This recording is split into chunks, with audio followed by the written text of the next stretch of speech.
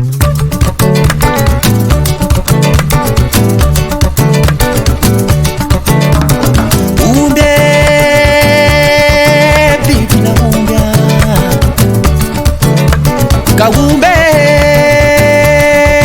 bibina ngombe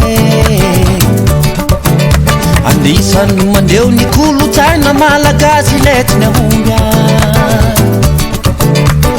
omby bibina ngomby andravadikiotra amin'ny fiarina malagasy letina omby andeha iloso rehetra hita ombokatra letya andeha izoka sarety faizaviny aomby omby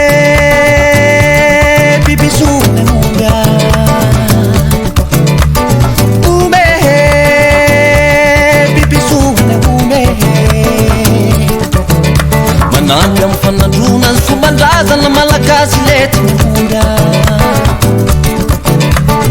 omby bibisona omby ilahiny miasa sy mpitsabony enti-paharazana omby ireny amin'ny tsaboraha rehetra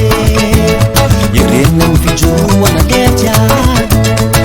angatapitahina rehetra ty mamoga omby kilalaona omby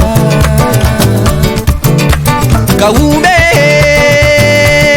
kilalaona omby anisan'ny fampitahan-kely amin'ny zatovo malagasy ny omby omby kilalaona omby fanatanjahatena fanaon'io ratalo fahiny ny omby omeo tapitaka letre siko lambahoany arosoke fafapasorano arikakyo faizavina omby